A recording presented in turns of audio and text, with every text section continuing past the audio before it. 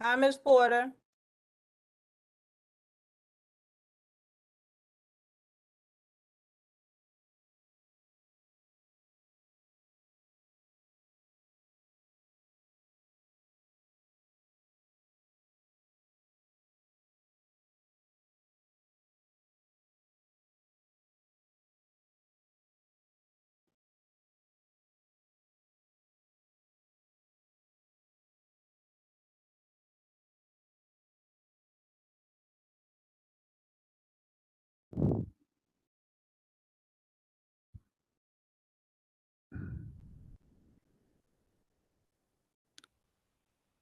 Okay.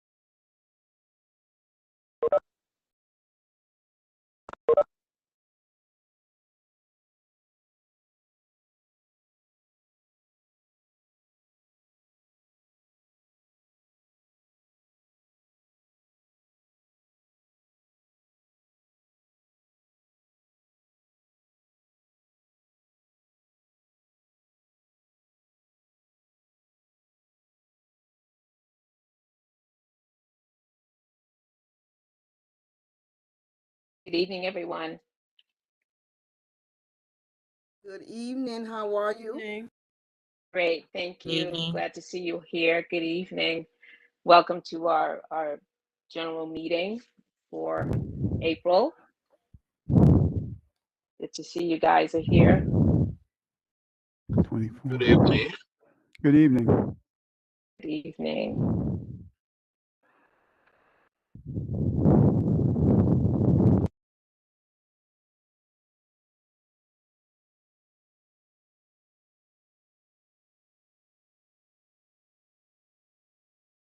We're just going to wait a couple more minutes and then we'll begin.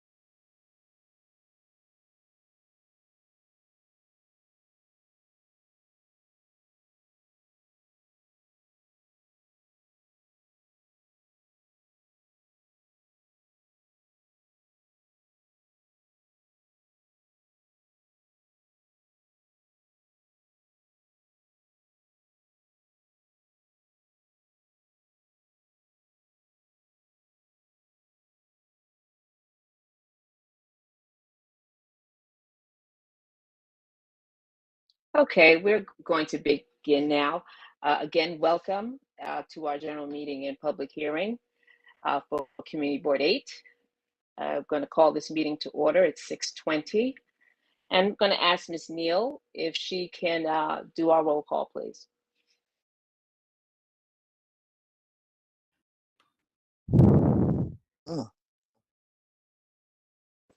Good evening, everyone. Sorry, I had too many tabs open and I misplaced my file. Okay, and then I just had it and I lost it again. Apologies. Kirmani Allison, Oh my Linda goodness. Andrews, Present. Desmond Atkins. Mr. Atkins? I just saw him off. Present. Thank you. Lisa Atkinson? Princess Ben James? Present. Good evening, everyone. Thank you. Julia Boyd?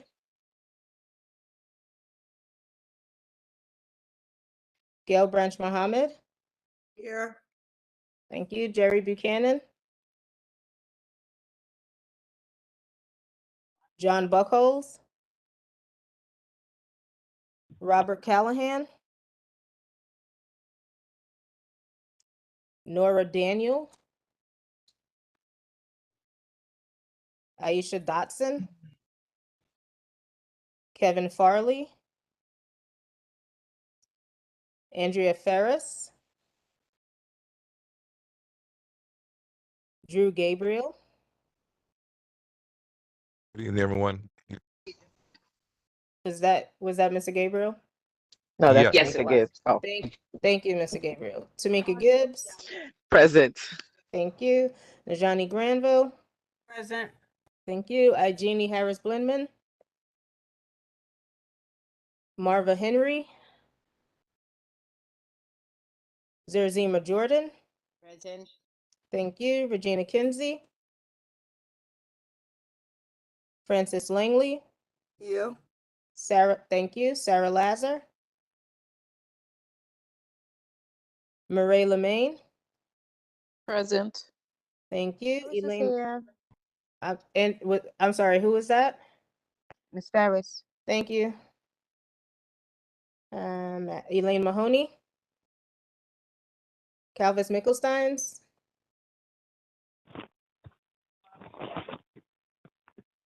Alicia Nocenzo? Present.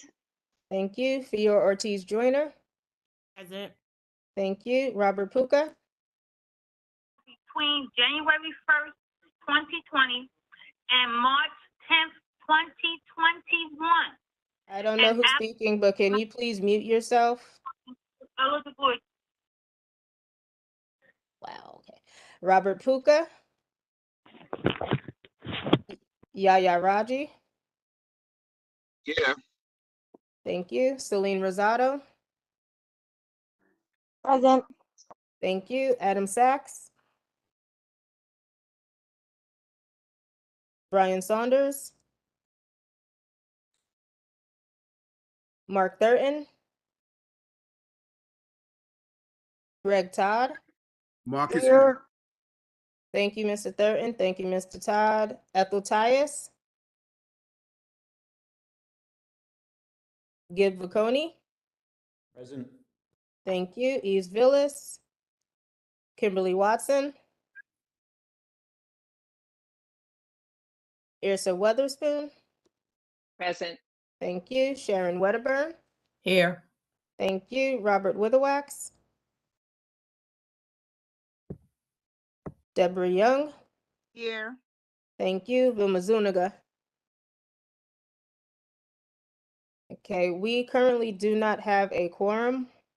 We are missing about 4 members before we reach quorum. Okay, thank you so much, Ms. Neal. Jeannie Harris is here. And let me just make sure I have her. Thank you. And Miss Andrews, I Miss- realized that I didn't say thank you after you recorded your attendance. I apologize. Thank you. That's okay, thank you. Okay. Ms. Brown is here as well. She just came Okay. in. Hello. Okay. Good evening, Marva Henry.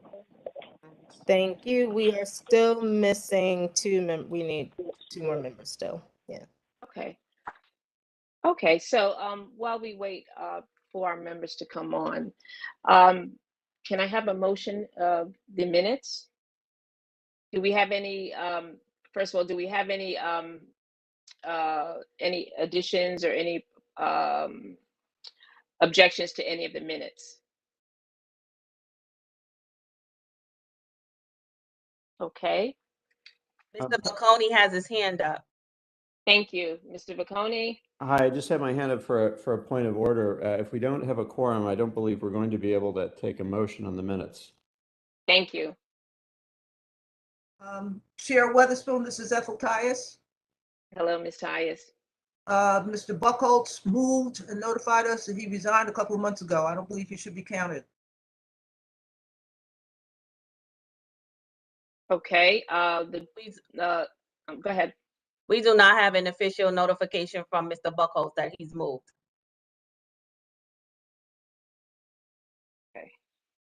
All right, He so put it out, I'm sorry, he put it out to land ahead. use. I don't know how official you want it to be, but thank you.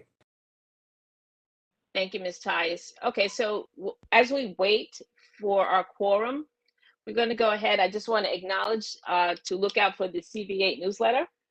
It was mailed out earlier today. So at this time, we're going to acknowledge our elected officials and or their representatives.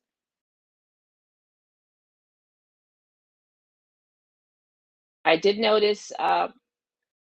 Hermelin, District Leader. Good evening, Madam Chair. Good evening, Executive Board of Committee Board 8. It's great to see all of you. As you can tell, I'm in my car going from meeting to meeting, trying to stay dry just like everybody else. Excited to be here and to be working with you. Just a reminder that we'll be a part of Crown Heights North Association's Town Hall meeting scheduled for April 20th. On the list is Assembly Member Stephanie Zinneman, newly elected Assembly Member Brian Cunningham, 2 district leaders in the Assembly District 56, Henry Butler and Ms. Cooper. And we also have myself, Edu Hermelin, and my co-district leader, Savannah Purcell. I'm sure we might have emailed, and we will email the flyer if you haven't received it already from the Crown Heights North Association. It is scheduled for April 20th at the Brooklyn Children's Museum, and I look forward to seeing all of you there. Thank you very much, Madam Chair. Thank you very much, CBA.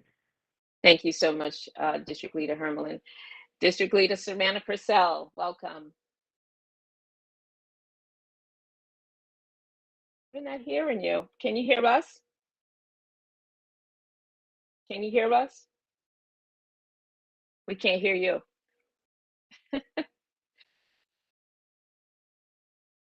Oh no. Do you want to come back out and come back? Yeah, go out and come back in. Yeah, try that.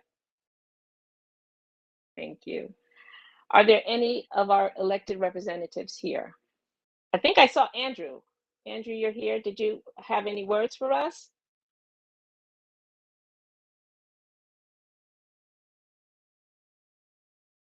I think that's a different Andrew. Okay, I thought it was.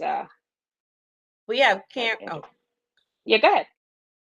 Karen Chambers is on the phone from the DA's office. Great, thank you. Good evening, everyone. I Good bring you evening. greetings from the District Attorney's Office.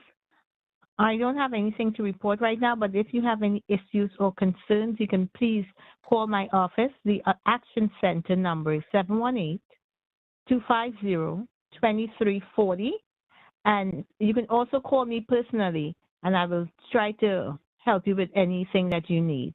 718-250-4877. And have a good holiday, each one of you. Thank you. Thank you so much. A great holiday to you as well, Ms. Chambers. Okay, District Leader Purcell. Can't hear you. No, I don't know what's going on. I'm thinking perhaps you could call, maybe try calling in. Think that'll work? Perhaps Edu Hermelin can contact her by phone, let her know. I will do that. Thank you, Ms. Muhammad. Excuse me, I'm sorry to disturb. Is this a roll call? Well, no, it's not, but who's speaking?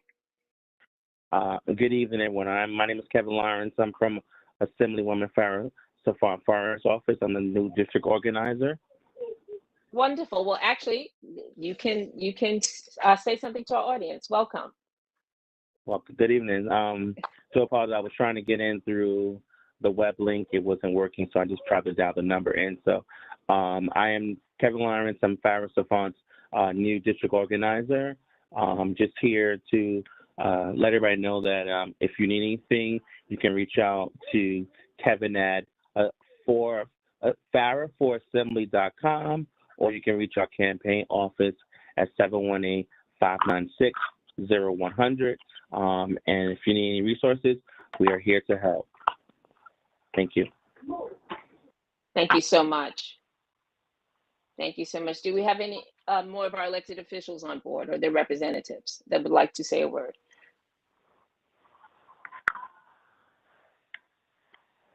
Okay. I just want to identify some of our members of our audience that have called in. The number that begins with 917 and ending with 45, can you please identify yourself?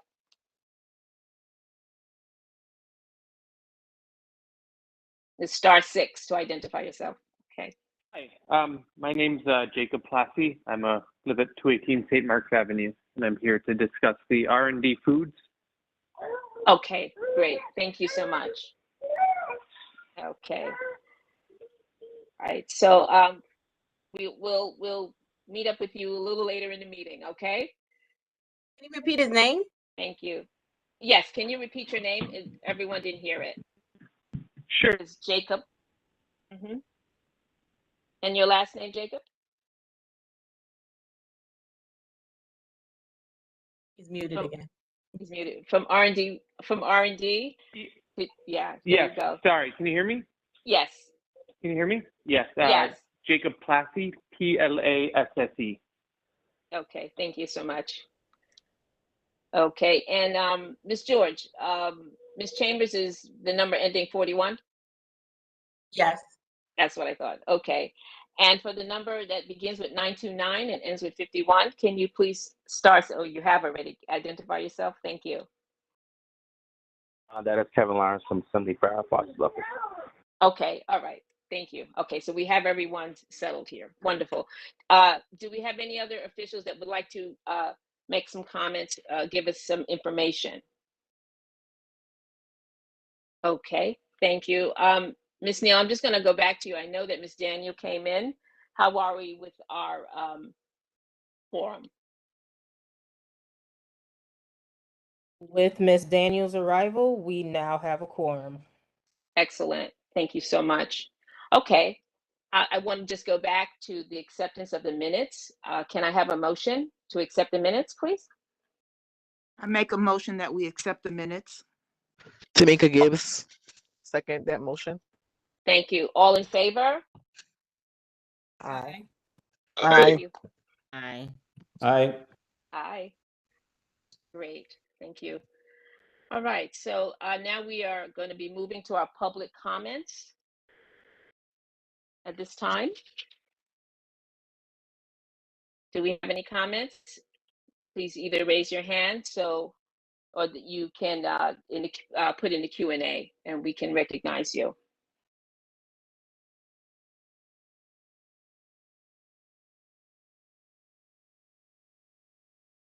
And any comments? Okay. So we're going to move on to Ms. Deborah Kirshner from the Prospect Park Alliance, and she will be a presentation on the $40 million allocation and funding to restore the 27 acres in the northeast corner of the park. PPA is seeking community feedback and input on the design. Okay, Ms. Kirshner, welcome. Yes, thank you so much. Can everyone hear me? Yes. Is it so I'm going to share my screen. I did want to just be really clear that we have not started design yet. We are actually You want to see the Prospect Park design? Hello. Yeah, I was you going need to to try mute to share yourself. my Oh, sorry. I think I'm able to share my screen. Let me know if you can see my screen. Is that working. Oops. Sorry. Can everyone see my screen? Yes. Oh, great. So thank you all so much for inviting us to join you. We really appreciate having the opportunity to meet with you all. I think to just be clear, we have not started design yet. We are actually seeking community feedback prior to the start of design so we can make sure that the vision we have for the area aligns with what the community needs. And it actually, the vision we came up for from this area came out of 2 years of intensive community outreach that we did in 2017-18 with a nonprofit called Hester Street, where we went out in the community and we met with many community members to hear their ideas for the area.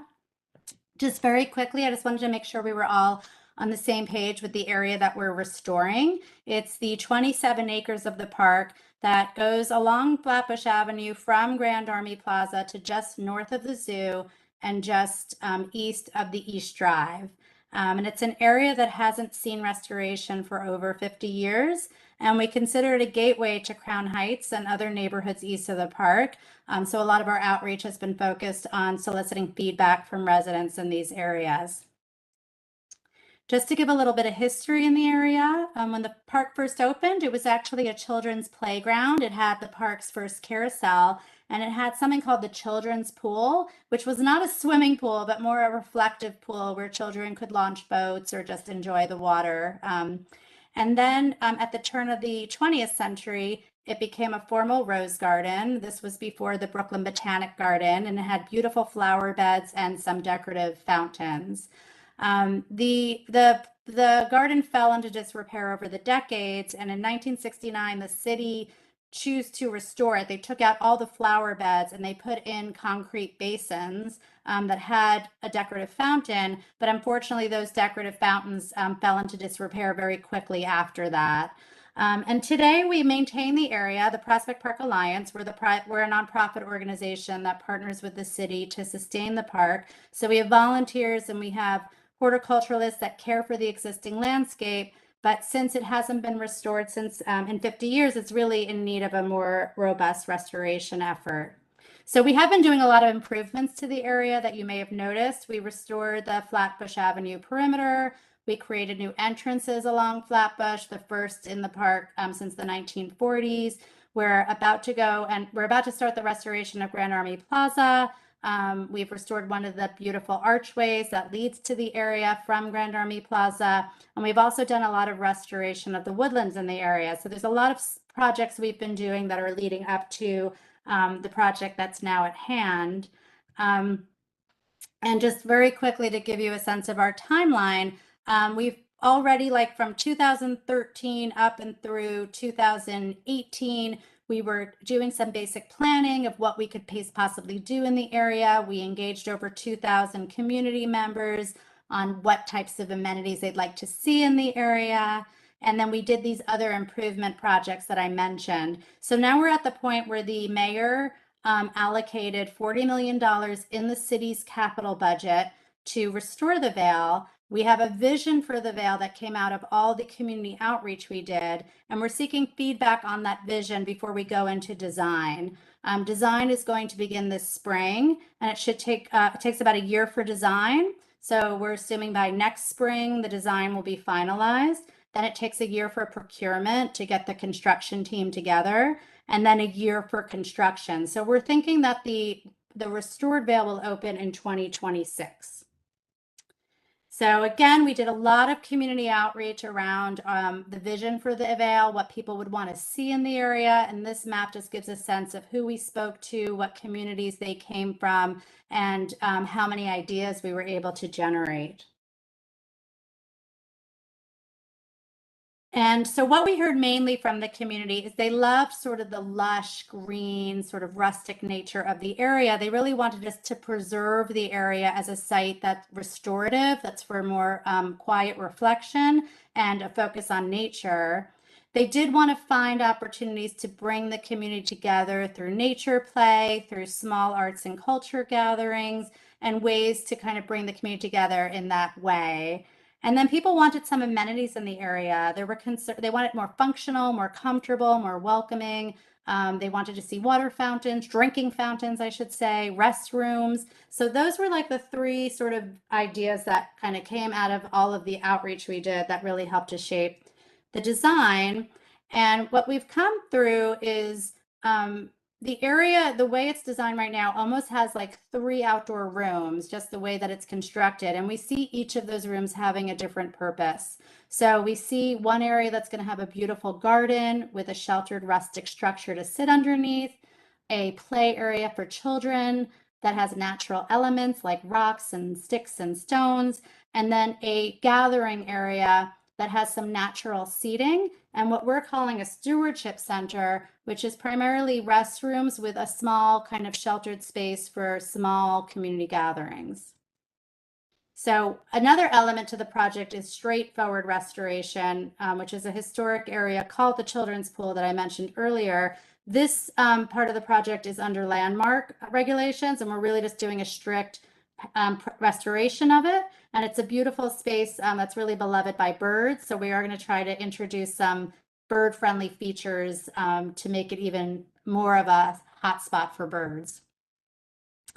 The garden that we mentioned and the arbor is just going to really be a quiet sitting area, a place for people to appreciate nature, and also will be great for the park's wildlife and pollinators. So the bees, the butterflies, the birds that help to keep the park so green and beautiful.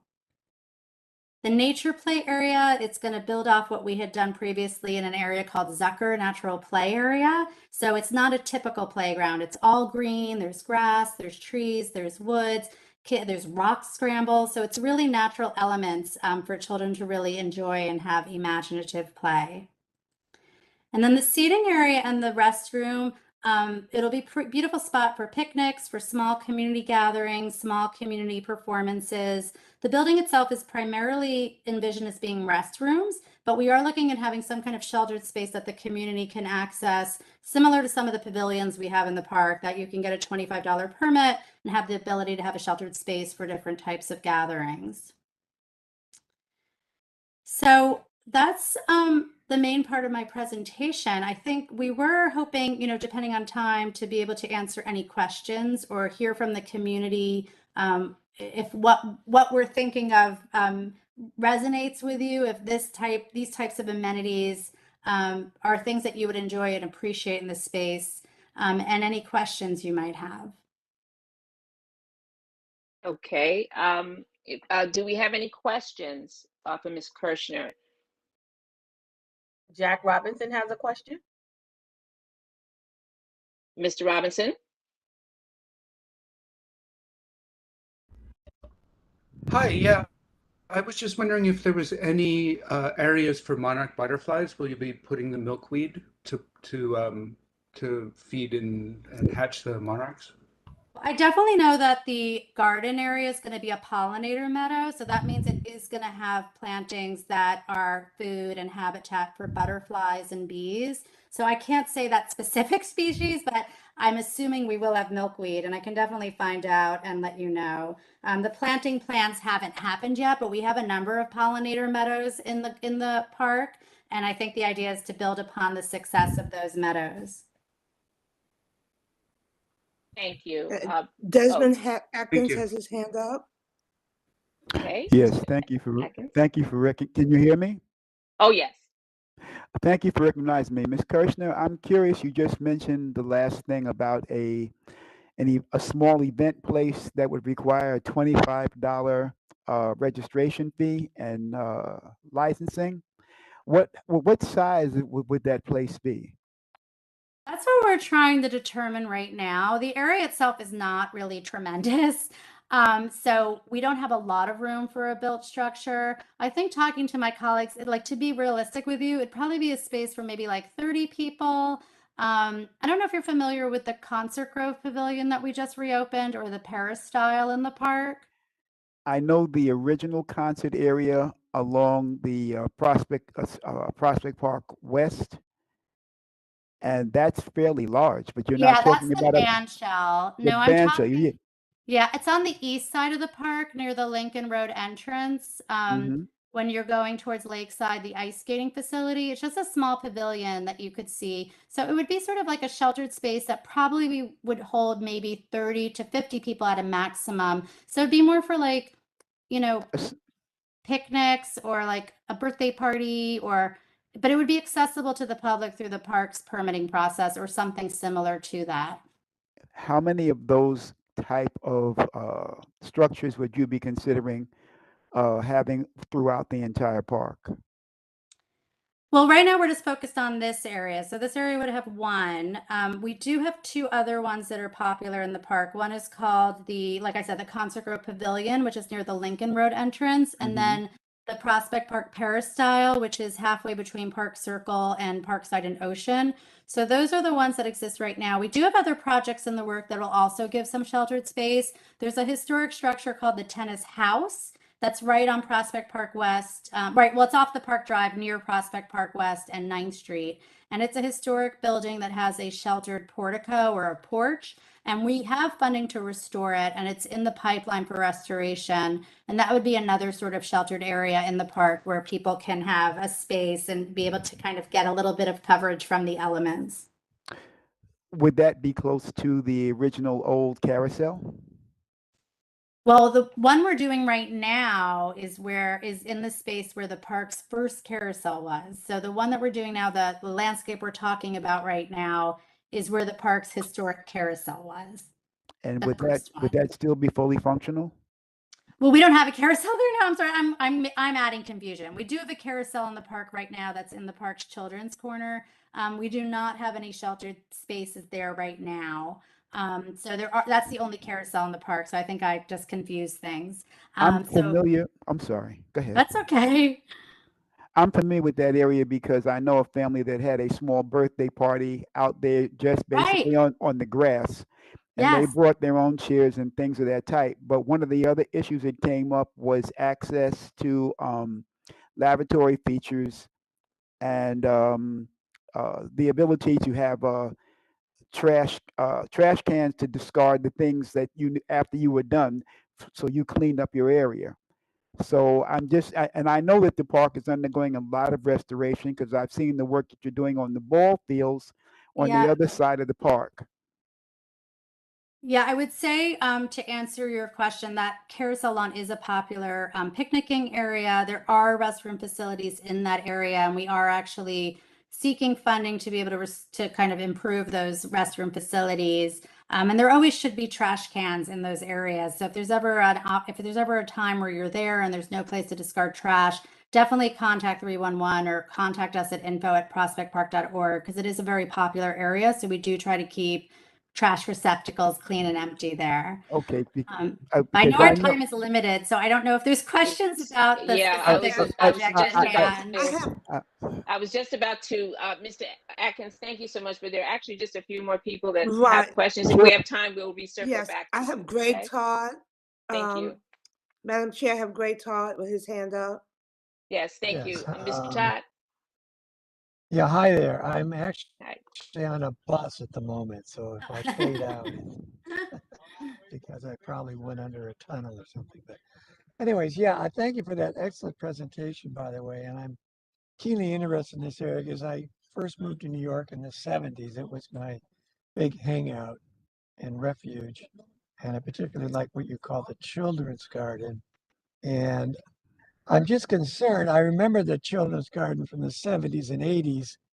And the pond, like a lot of ponds in the park, tends to get stagnant in the summer months.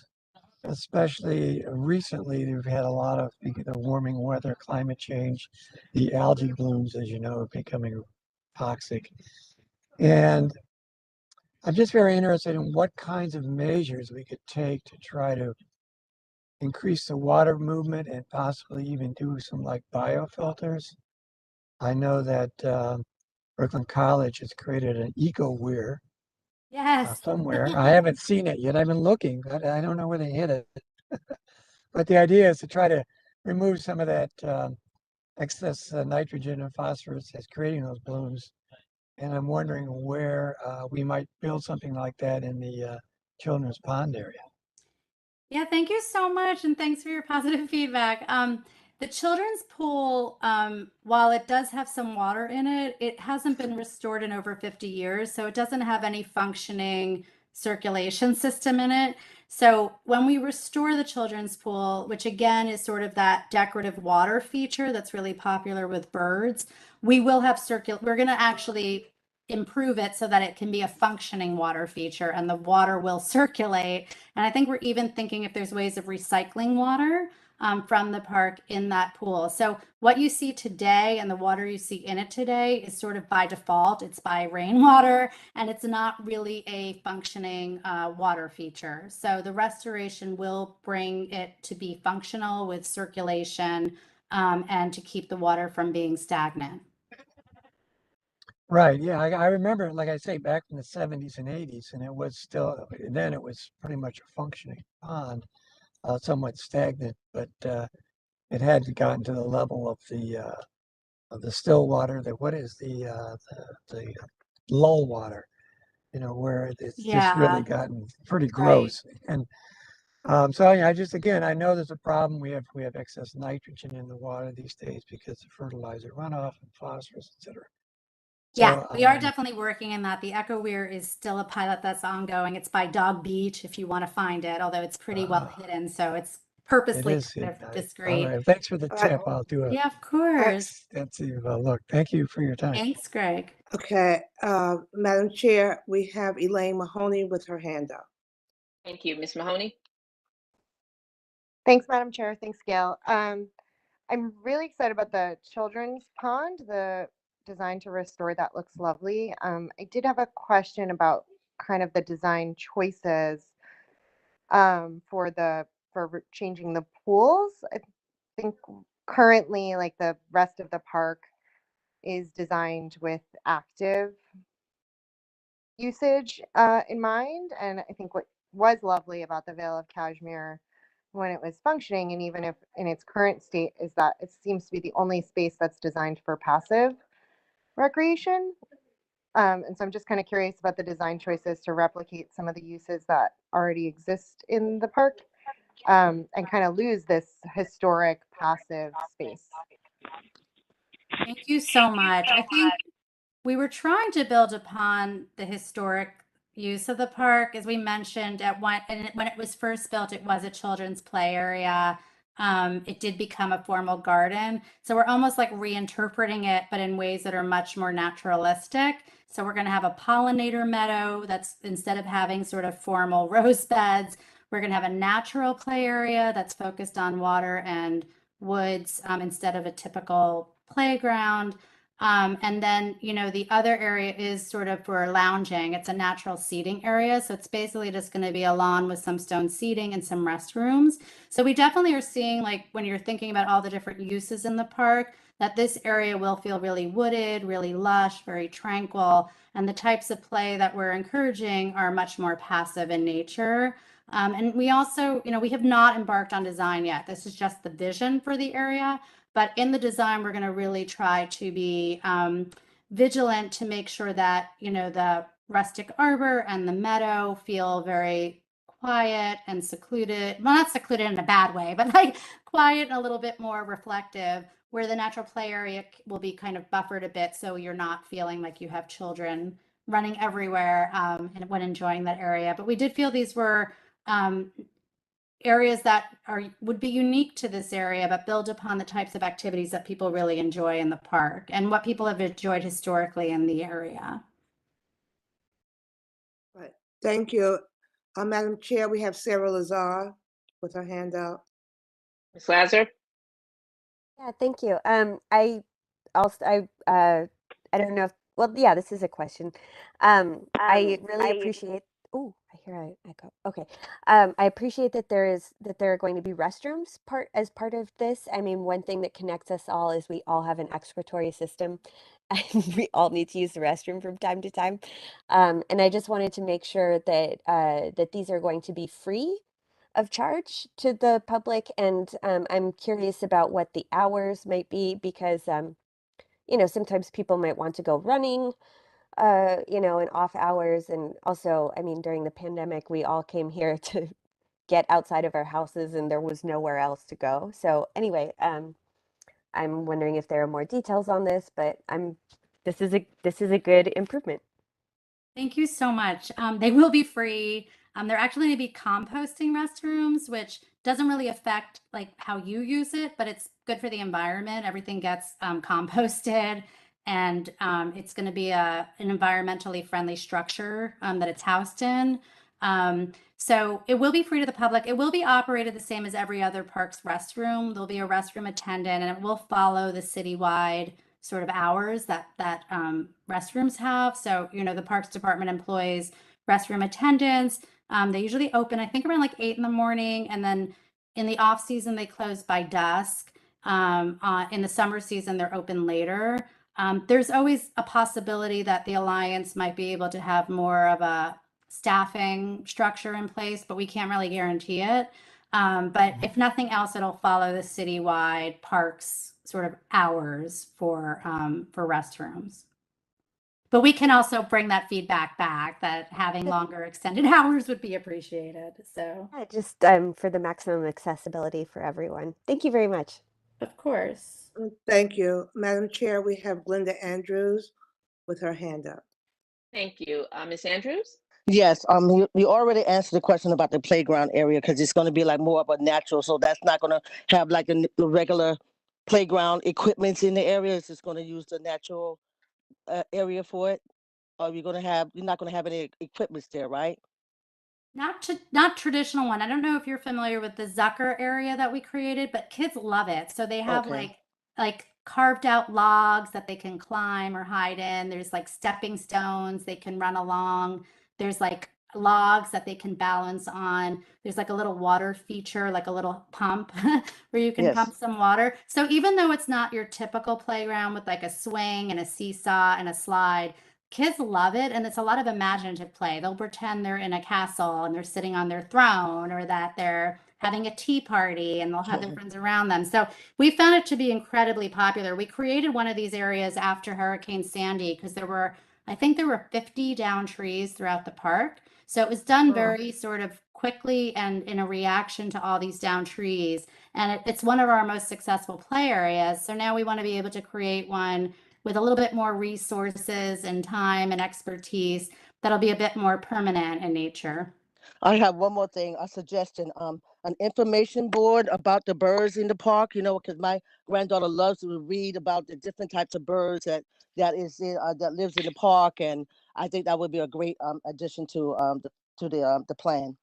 Thank you so much. That actually was brought up by someone, so I'm going to say this again. No, I love that idea. We've had some conversations about having educational signage. I should also say we plan to offer nature education programs there, so people have a chance to bird watch or to do other like a nature walk for free. So free nature programming. Thank you so much. Thank you. Ms. Mohammed, are there any more? There are no other hands. Wonderful. Thank you so much. Ms. Kirshner, thank you so much for your presentation. I see you got a lot of feedback and engagement. Yes, this was so helpful. I really appreciate it. I just wanted everyone to know, I just put one last slide up, that you can visit our website for more information. We actually have a feedback form there. So it's just prospectpark.org/Vail. And you can contact me, and I didn't get to introduce, but I have my colleague Alexis McKenzie joining me tonight. You can contact us at community@prospectpark.org with any questions, and we really appreciate it. We're going to share back with the community the feedback we've received from these outreach efforts, and then we'll go into design and we'll have actual plans to share with everyone in the fall. So thank you so much for the time. We really, really appreciate it, and for all the great feedback. Thank you. Thank you. We look forward to your return, and thank you to you and Ms. McKenzie. Thank you so much. Have a good one. Thanks, you too. Bye. Okay, so now we're moving into our public hearing portion of our meeting, and our Slack action items will be done with Mr. Witherwax, our vice chair. Good evening, everyone. Bear with me one moment while I pull that up. So we had the committee met without me, but I'll try to do my best. So I hope the committee can fill me in if I missed anything gap-wise here. Met on Monday, April the 4th at 6:15 p.m. via WebEx. we discussed 5 renewal applications and 2 new applications, and I'll read them all out together. They were all in the action items. The first renewal was for Muse, located at 689 Washington Avenue at the corner of Prospect Place. It was a full liquor license, inclusive of a sidewalk cafe with recorded music. The establishment has 11 tables with 22 seats and max patron capacity of 74 persons. The hours of operations are 12:30 p.m. to 9:30 p.m. on Sunday, 1 p.m. to 9:30 p.m. Monday, Wednesday, Thursday, closed Tuesday, and 12:30 p.m. to 10:30 p.m. Friday and Saturday. The Sidewalk Cafe has 6 tables with 24 seats and the same operating hours as the interior space. The second renewal application was Sweet Brooklyn Bar, 608 Nostrand Avenue between Atlantic and Pacific. A full license, including a sidewalk cafe, some live music, DJs, and security personnel. The details included 2 tables with 7 seats and 1 service bar with 20 seats and a maximum patron capacity of 74. The hours of operation are 11 a.m. to 2 a.m. Sunday, 3 p.m. to 2 a.m. Monday through Thursday, 3 p.m. to 4 a.m. Friday, 11 a.m. to 4 a.m. Saturday. The patio space has 8 tables with 16 seats and the hours of operation until 10 p.m. daily. And the Sidewalk Cafe has 4 tables with 8 seats and again, operating until 10 p.m. daily. Our third renewal was for Aita Trattoria at 798A Franklin Avenue between Lincoln and Eastern Parkway. A full license, again, a sidewalk cafe with recorded music and a freestanding covered structure. Details include 11 tables with 32 seats for a maximum patron capacity of 50, an 8x20 freestanding covered structure with 3 tables and a maximum seating capacity of 12 persons. The hours of operation are 11 a.m. to 11 p.m. Saturday and Sunday, and 5 p.m. to 11 p.m. Monday through Friday. The outdoor seating space closes daily at 10. Our fourth renewal was Superpower, 722 Nostrand Avenue between Prospect and Park Places. A full license with a rear yard, recorded music. The details include 8 tables with 22 seats, 1 service bar with 13 seats. Hours of operation, 2 p.m. to 4 a.m. daily. The rear yard has 13 tables with 26 seats and closes at 10 p.m. Monday through Thursday and midnight Friday and Saturday. There is a 6.5 by 20 square foot curbside dining area with 5 tables and 10 seats that closes at 10 p.m. Sunday through Thursday and midnight Friday and Saturday. Our fifth and final renewal, Silver Rice, 638 Park Place, near the corner of Franklin Avenue, a beer, wine, and cider license. The establishment has background music and the outside lot line patio is in front. So it's not technically a sidewalk cafe because it's inside the lot line. Details include no interior seating, but a maximum patron capacity of 10, hours of operation noon to 10:30 daily. And again, within the 12 by 18 foot property line, the Sidewalk Cafe has 3 tables with 8 seats that close before 10:30 p.m. daily.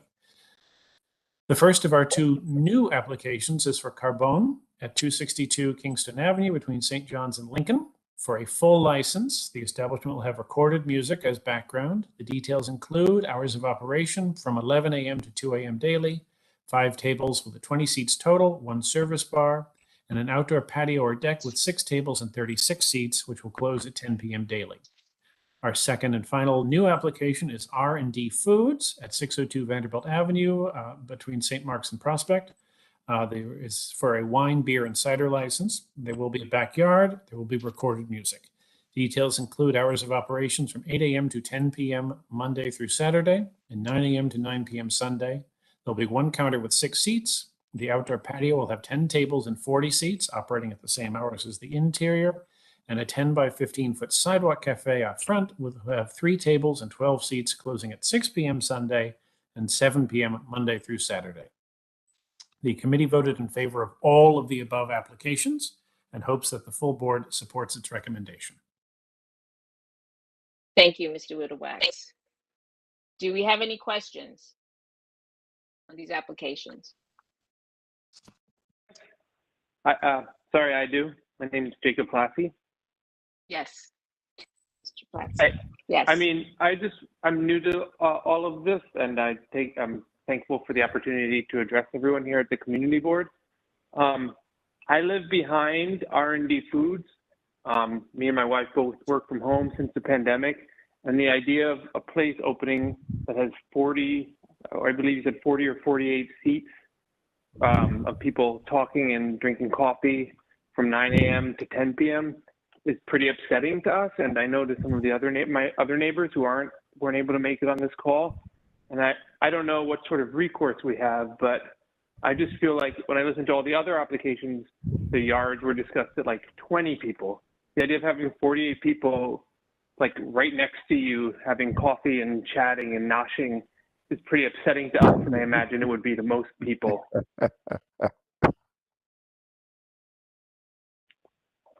So yeah, go ahead.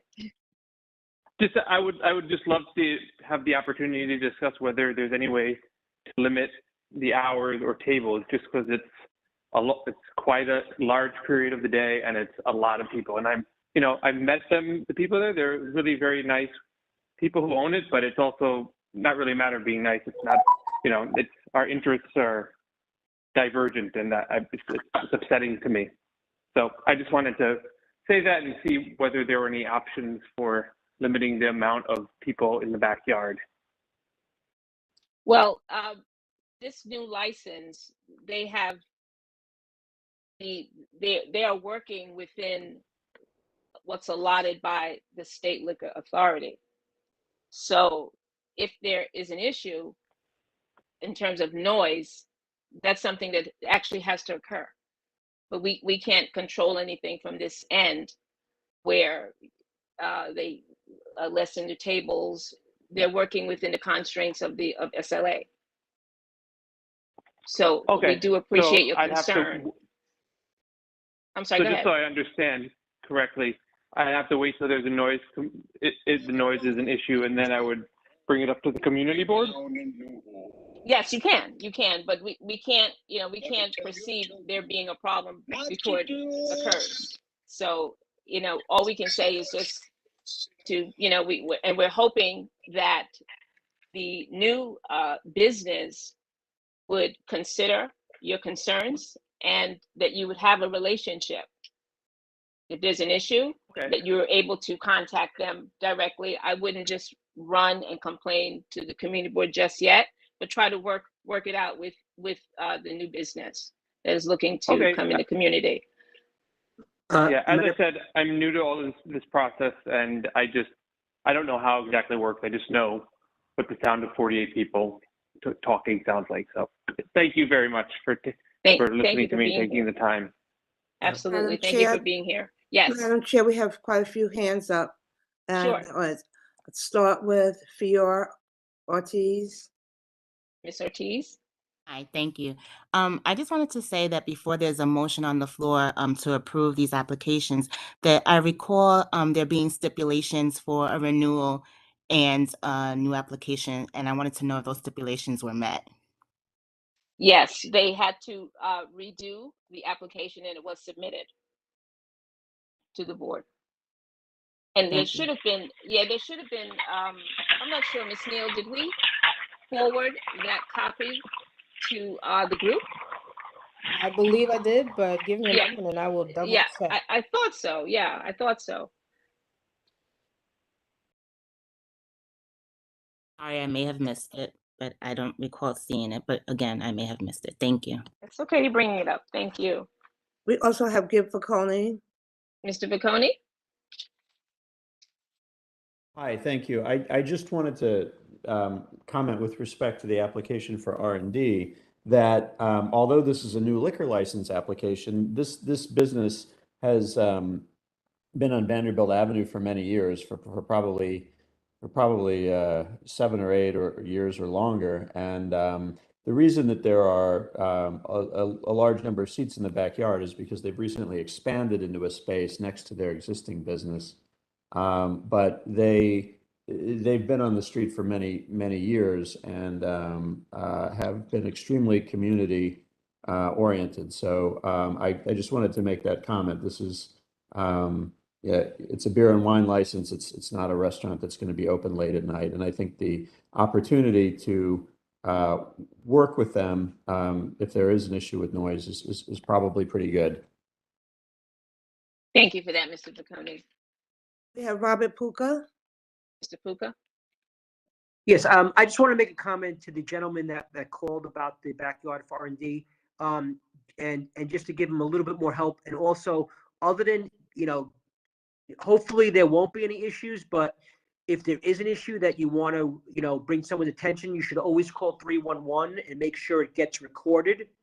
So there's a record of it, because sometimes when, again, it's probably not going to happen with R&D, but when there's bars and restaurants that are have a lot of complaints, the precinct, the 77 precinct will note it. Sometimes they're on the call, they're on the Zoom call at the SLA meetings, and they will tell us if any, if the if the establishment has any complaints. So that's my just 2 cents for that gentleman. Thank you. We have Desmond Atkins' hand up also. Mr. Atkins, thank you. Yes, I just want to bring up the listing of, okay. I'm just curious to know the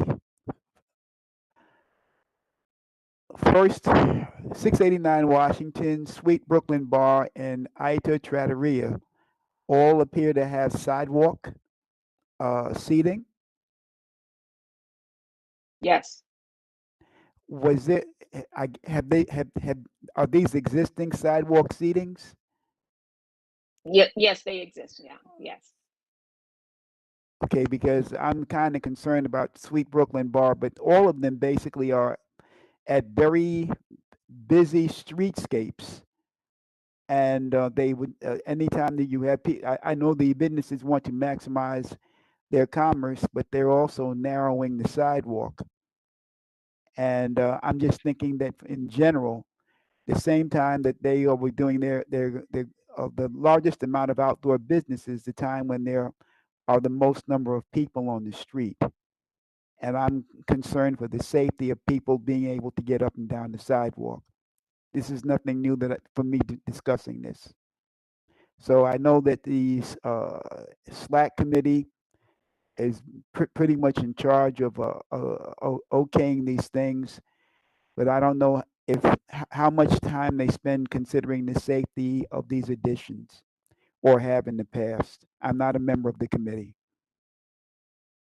Okay, I want to say that the sidewalk cafes that are present, they are also approved by the state. So if it's a spatial issue, they've met that. They can't. There's a requirement that has to be met, and they've met it, or they wouldn't have been able to have that. So I just wanted to make that comment. Madam Chair, we have Tina Yes. Dunn with her hand Hello. up. Hello, Ms. Dunn. Hi, I'm on behalf of Carbon, which was one of the new applicants for the liquor license. Yes. I just wanted to confirm that you did receive the petition, which was the reason why I'm here tonight, to make sure that you got the petition that we had the neighbors sign last week. I believe it was emailed to the committee, to somebody on Thursday last week. This past Thursday. Okay, I believe it was received. Okay, I just wanted to make sure. Thank you. Yes. Thank you. Thank you, Ms. Dawn, for that. Madam Chair, I see no other hands up from the community and/or board. Okay, great. Thank you. I would like to ask a motion for these applications, please. Tamika Gibbs like to make a motion that the renewals and new applications get the full support of the board. And I'll second. Okay, so that's Tamika Gibbs that made the motion and Robert Witherwax that seconded. Ms. Neal, can you do the vote, please?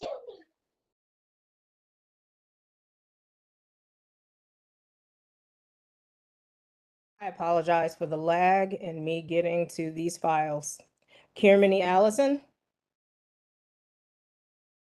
Glenda Andrews. Yes. Thank you. Desmond Atkins. Yes. Thank you. Lisa Atkinson. Princess Ben James. Yes. Thank you. Julia Boyd. Gail Branch Muhammad. Yes. Thank you. Jerry Buchanan. John Buckholz. Robert Callahan. Nora Daniel.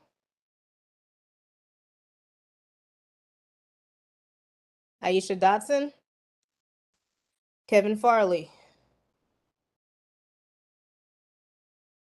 Andrea Ferris. Yes. Thank you. Drew Gabriel. Yeah. Thank you. Tamika Gibbs. Yes. Thank you. Najani Granville. Yes. Thank you. Ajini Harris Blindman. Yes. Thank you. Marva Henry. Yes. Thank you. Zerzima Jordan. Yes. Thank you. Regina Kinsey. Francis Langley. Yes. Thank you. Sarah Lazar. Yes. Dr. Lazar. Yes. Thank you. Was that a yes vote, Dr. Lazar, or just an acknowledgement of hearing your name? Yeah, I'm sorry. It was a yes. I have a Thank cough, and you. so it was, yeah, sorry. Oh, thank you. Murray Lemaine. Yes. Thank you. Elaine Mahoney. Yes.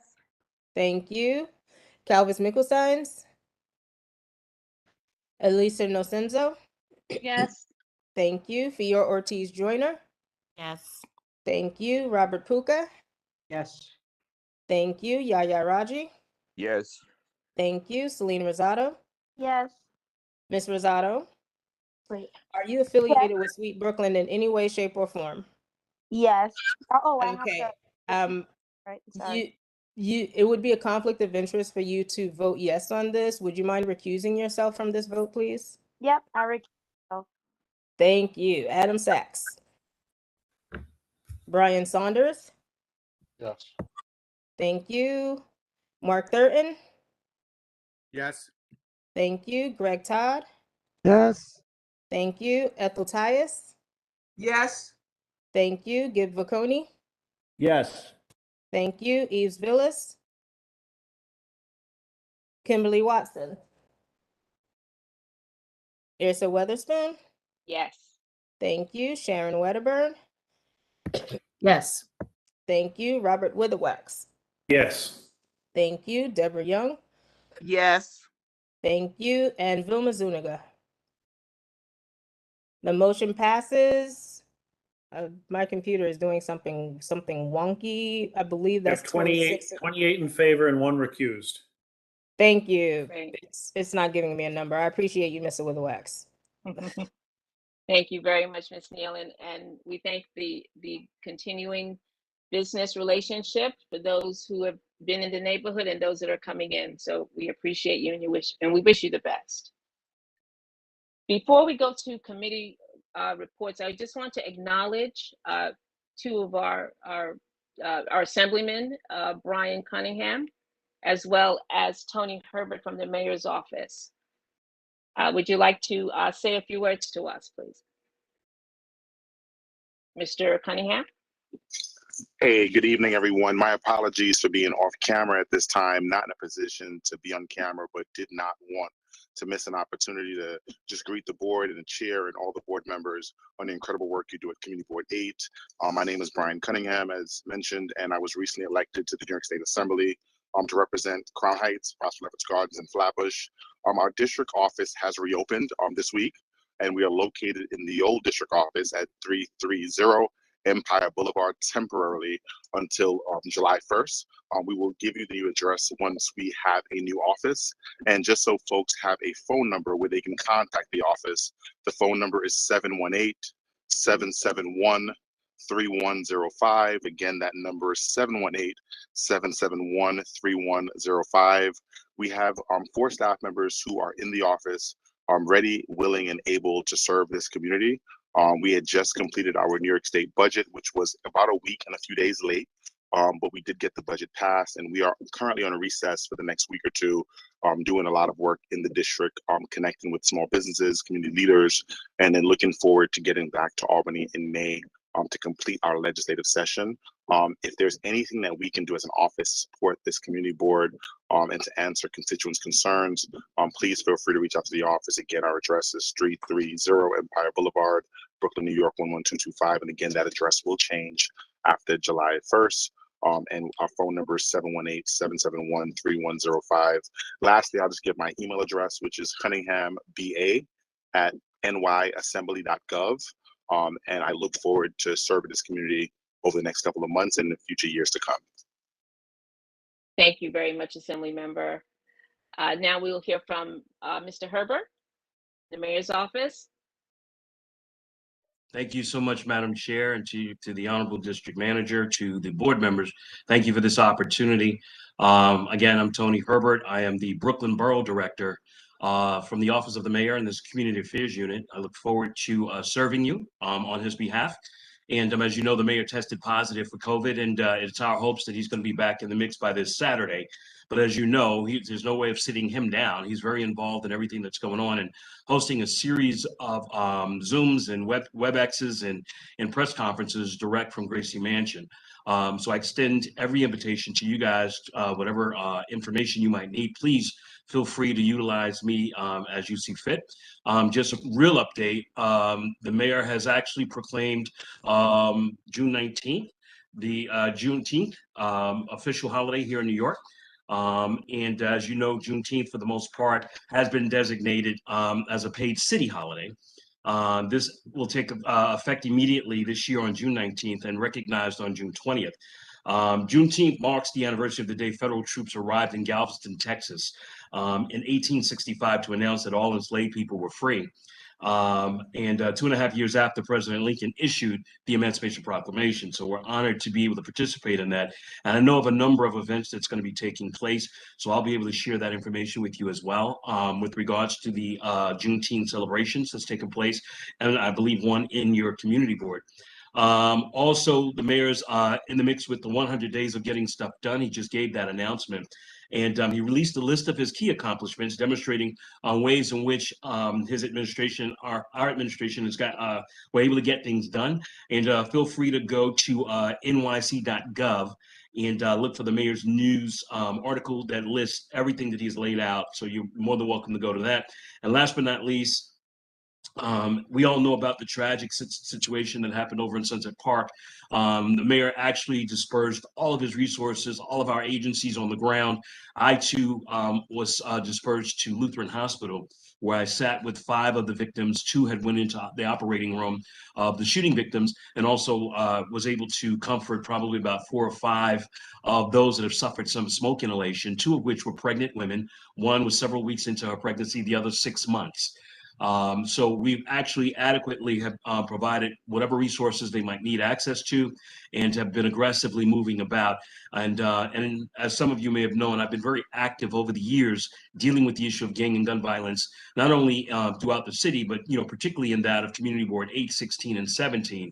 And with that being said, we are going to be aggressively hitting the streets to ensure that the mayor's objective with regards to his action plan to curb this violence is, put forward, and to ensure the safety of every single person in this city, and particularly those of you on this call tonight. So I thank you for this opportunity again.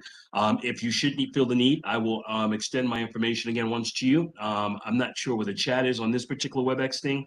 It's always been confusing to me. But I extend my number to you guys, and I got a new cell phone finally. But I'll put it out there. You can still reach me at 347-977-2300. That's 347-977-2300. And to our illustrious assembly member, congratulations. And hey, Gib Vagoni, it's been a while. How's it going? I'm a former Prospect Heights resident, now living in East Flatbush. You guys take it easy. Thank you so much. Have a good evening. Thank you for the information and the updates on the victims. Thank you. Appreciate Hi, that. Okay. Thank you. So we're moving on to the reports from the committees. Economic Development. Good evening, everyone. My name is Brian Saunders, Chair of the Economic Development Committee. Sorry for not being on camera at this time. We just had a meeting this past Tuesday. We had a very interesting discussion about what's going on in the community, and some solutions that we came about. We're looking forward to having a meeting next Tuesday, which is going to be the second Tuesday of every month. Hopefully, we will be meeting with Bridge Street to talk about different projects that should be going on within the neighborhood. I would like for you to come on and see what's going on, and I appreciate it. Thank you very much. Thank you very much, Mr. Saunders. Education and Youth?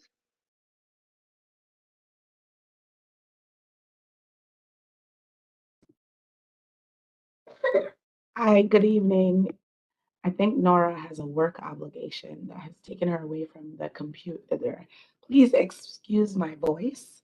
Youth and Education met last week. We judged our Black History Month art contest, and we have winners to announce. We broke up the categories by grade. And so in first to third grade, first place went to Nova Starchevic, a second grader. Second place went to Avery London Andrews, a first grader. Third place went to Christiana, a first grader. In the fourth and fifth grade category, we had first place Nicholas Popo from fourth grade. Second place, Malachi Hernandez in fourth grade. Third place to Isabella Baez in fifth grade, which was tied with Giselle Livers in fourth grade. Fifth grade and up, we only had one candidate, so it was the first place winner, Miss Charlotte Rothblatt, an eighth grader who is the daughter of Mr. Raul Rothblatt, who comes to our meetings very regularly. So we appreciate the support of the community, the advertisements that went out. A lot of students from New Bridges School on Schenectady and Eastern Parkway applied and submitted lots of beautiful artwork through their art teacher. So we're very thankful for them getting the kids civically engaged, and we hope to work with them some more in the future. Thank you so much. Youth and Education meets. Sorry, Oh, yes, Youth and please, go Education ahead. No, meets no, that's first important. Tuesday of the month. Thank you. Thank you. Thank you, Ms. Brown. Okay, EST? Good evening, everyone. Robert Witherwax, Chair of the EST Committee, and Mark Thurton, the co-chairs around here somewhere. Our next meeting is going to be on the 26th of April, which is Tuesday the 26th. I like our meetings coming after the board because I feel I can give a preview of coming attractions here at the board meeting.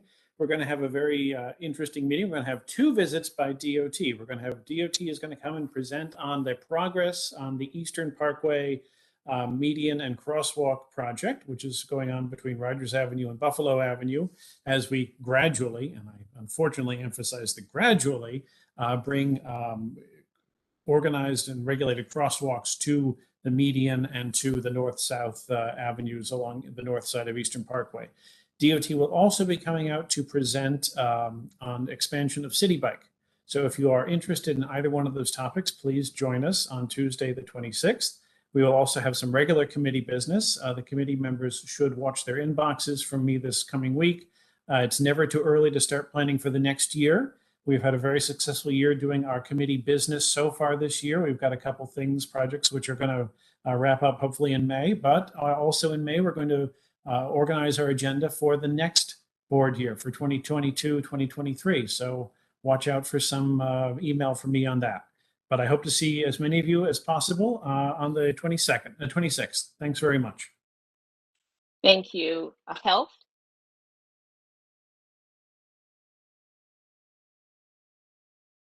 I'm sorry, I was reading. Good evening, board.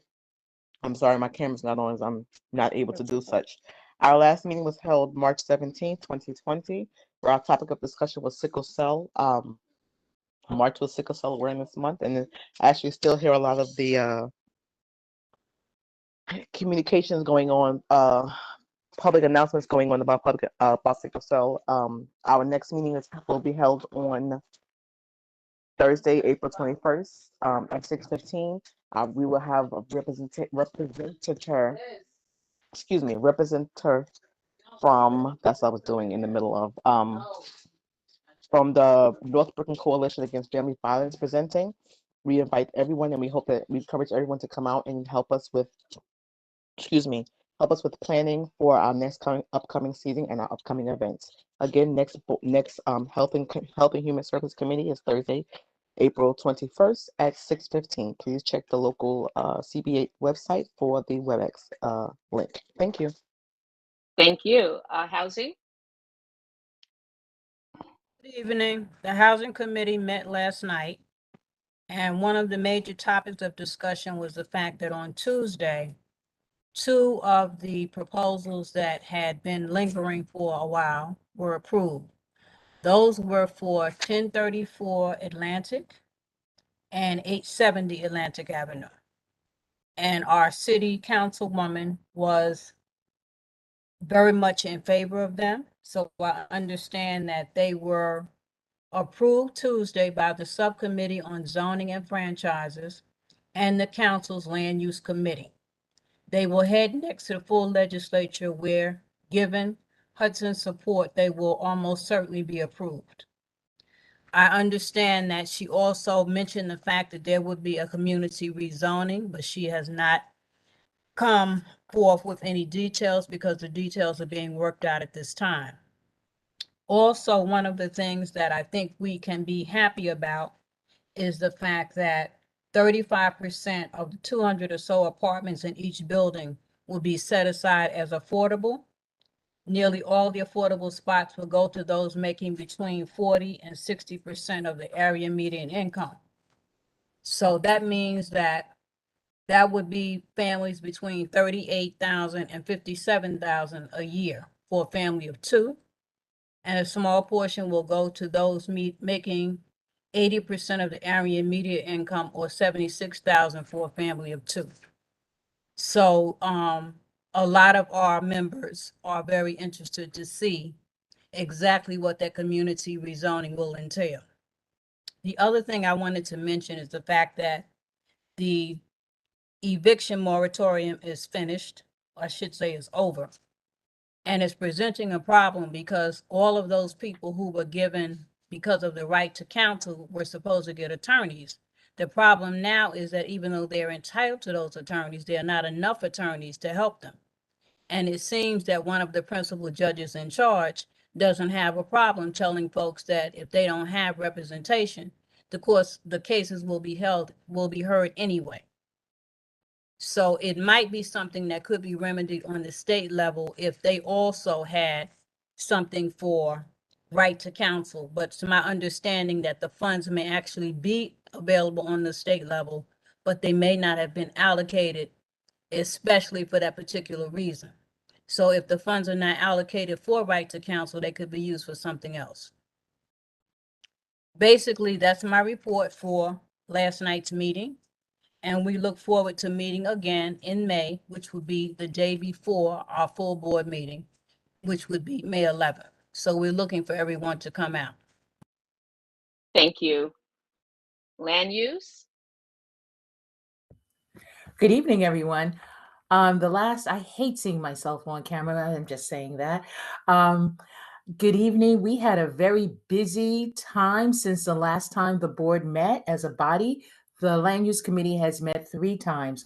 On March 23rd, we heard from Professor Emeritus Tom Ngati, who discussed zoning and planning and actually gave us, I'd say, a bird's eye view or a crow's nest view of how planning has worked or not worked for communities, depending upon their activity and what the will was at that time, which was pretty interesting to hear since we are, looking at having DCP finally come and help us with M-Crown.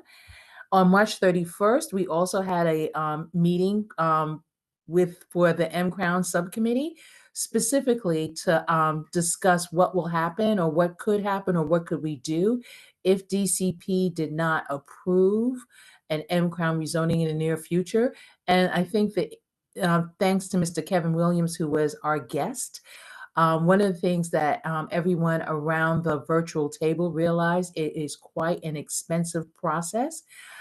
Just getting a request for a request of inquiry, a request for proposal.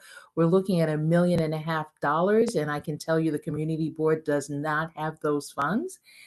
And then the committee met on April 7th, and it simply was to review what was discussed at the M-Crown meeting, what was discussed at the Tom Ngati meeting. And then we also had a discussion led by a community member of the community board, Kaja Kul, just in response to some community members' ideas and petitions regarding surrounding participation in this whole process. So if you couldn't join us for fun, I want to remind everybody that Brooklyn Community Board 8 actually has a YouTube channel. All 3 of these meetings can be found on the YouTube channel. As a matter of fact, we're live right now on the YouTube channel. So if you'd like to review details or didn't have an opportunity to participate, I would strongly suggest you join in the fun. Thank you. Thank you. Parks? Yes, good evening, everyone. My I'm name is sorry. Glenda Andrews. I'm the chairperson of the Parks Committee, and we have Greg Todd as the co-chair. We had our meeting on April the 5th of this month, and we talked about St. John Recreation Center. They're still offering the midnight basketball program. The program is on every Saturday from 4 p.m. to midnight, and the ages is from 14 to 24. On the average, they have a close to 80 participants every Saturday. So this is a really good program. Encourage your young people to go play basketball if they want to at St. John Recreation during that time. It's My Park Day. It's going to be at Broward Park with the leaf compost on April 16th between the hours of 11 a.m. to 1 p.m. And our Earth Day Fun Day. It's Not Easy Being Green. We're going to be having that event on April the 24th between the hours of 11 a.m. to 4 p.m. at Broward Park. We will be located on the Children's Museum side. So encourage everybody to come out and enjoy the events that the vendors that's going to come out to provide some information about being green. Our next meeting will be May 3rd at 6 p.m. via WebEx. And happy Mother's Day. And one more thing, yoo-hoo for my granddaughter getting second place for the art contest. Thank you. Excellent. Great. Thank you. All right, public safety. Hey, good day. Mark Thurton from Public Safety. We met on March the 28th. At that meeting, as the mayor representative spoke on, is that the mayor rolled out the neighborhood safety team. That's really they're focusing on the guns. And unfortunately, the 77th precinct is participating on that. So they spoke on that. It's extremely important for you guys to get an insight on what they're doing. They changed the concept from the previous unit that they have. It's more vetting that's going on. It's more responsibility directed to the precinct captain itself, also going over to the police precinct and going back over to the mayor. So there's much more responsibility on that. Accountability. There's much more accountability on that. And at our next meeting, they will be speaking on it again and going more in depth and also identifying the results that they have for the month. So if you guys want to get some information on that, please participate on that. And what we did at that meeting, we had a joint venture, a collaboration with the other committees, Youth and Education, Economics, Health, Parks and Housing. It was a collaboration, and we had our city council representative there. We had City Council Crystal Hudson and Chiose. Unfortunately, the other city council representative was not able to participate, but it was extremely productive. Got a lot of information across from each one of the committees, and it was informative. Osei and Hudson identified what they're looking to do in reference to public safety, economic growth, and education. So as a team, we definitely want to follow up and see what the progress is within our Community Board 8 and for them to represent the entire community. Our next meeting will be on Monday, April the 25th by way of WebEx. And I think that's it. What will, for the second quarter, the 77th precinct is identifying the NCO meetings, the neighborhood coordinating officers meetings. So when I get that information, I'll send that out to the community board. And I think that's about it. Thank you very much. Thank you. I just want to say that SLAC meets the first Monday of every month. So our next meeting will be May 7th. So please join myself and Vice Chair Robert Witherwax. Seniors? Good evening. This is Gail Muhammad, the chair of the senior committee. Regina Kinsey is the co-chair. Our meetings are the first Wednesday of every month, the next meeting being May 4th. We continue to distribute food. Regina distributes food every Friday of the month, and she does that at the St. Louis Senior Center. We also, this last month, we gave out home self kits for COVID-19, and the seniors were, and again, I call them seenagers. Our seenagers were very happy to get those kits. When we have our next meeting on May 4th, I'm hoping, we've been almost 2 years without being able to meet in person. And the isolation, all of you know what isolation has been like during COVID. But for seniors, sometimes it's even more important that they're able to get together and meet with people. We've reached out to 1055 St. John's Place to see if we can use their community room to meet for our May meeting. That would be wonderful because, again, May is Mother's Day, and it would be very nice for us to have a meet and greet for our seniors for next month. So we're hoping that we're able to do that. Also, our teenagers are real hits and they're real stars. We've been contacted by the 77th Precinct. They're looking to give awards out to our seniors, our most senior person in our senior committee. Now, it was very difficult to get them to tell their age until we found out there were prizes behind it. And then we had more willingness to say that they were the oldest person in the group. We also were contacted by Marva Brown and Broward Park, and we're looking to do an intergenerational project where some of the young people from Brooklyn United will interview some of our seniors about living and growing up in Crown Heights. So again, I thank all of the committee chairs and committee members that participate in our senior committee. And thank you for remembering that seniors are very important. And for all of you representatives or elected officials on our WebEx tonight, you know seniors are our largest voting population. So please do not forget them. Thank you. Thank you. Veterans? Hi, we did not meet on March 15th, but we are looking forward to meeting on this coming Tuesday, April 19th. And I'm asking that if you have any veterans in your family, if you support veterans, if you are one yourself or you know someone that is, please encourage them to come out because we would really like to get your participation and your ideas. Thank you. Thank you. I just want to circle back to Mr. Vacconi. You had a question? Hi, I just wanted to just wanted to clarify just a couple points about what was discussed earlier with respect to the Atlantic Avenue ULURP applications that were approved on Tuesday. These applications at 35% affordable with the affordability levels that were negotiated represent what I believe is the strongest affordable housing commitment of any private project I know of in Brooklyn. Councilmember Hudson deserves a lot of credit for that. Those affordability levels apply to those two buildings.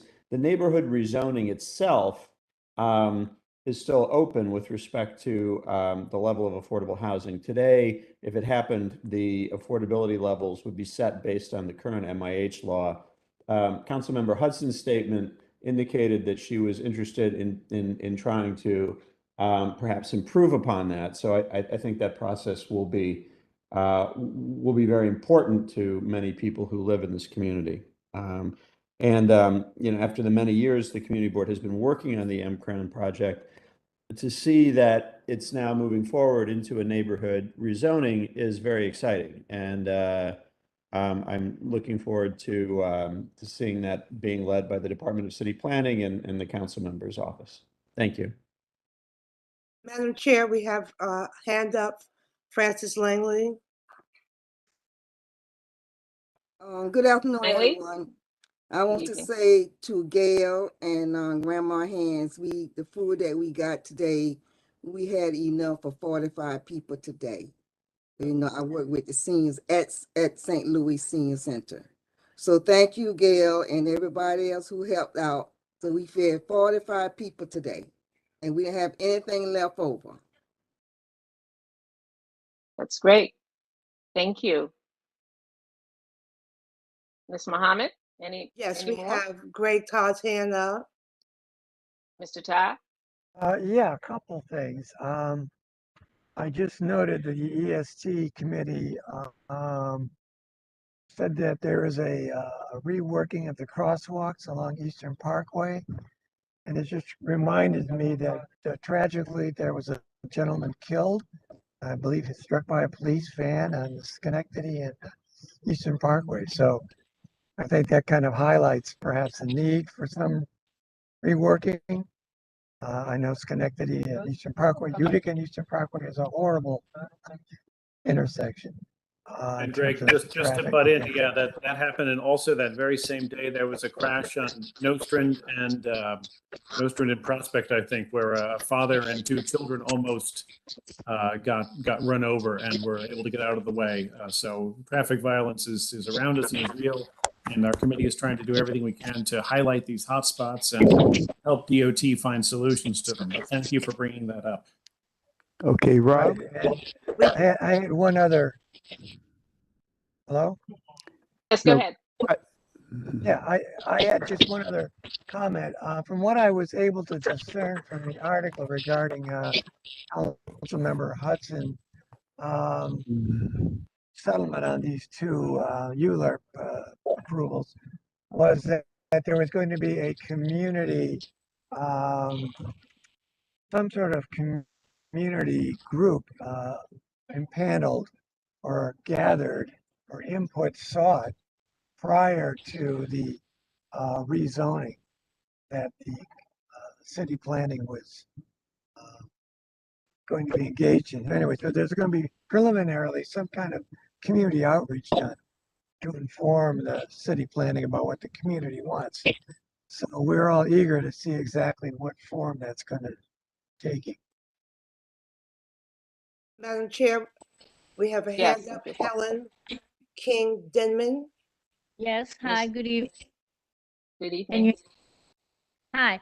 So, okay, Block President, St. Mark's Avenue, Kingston, Albany.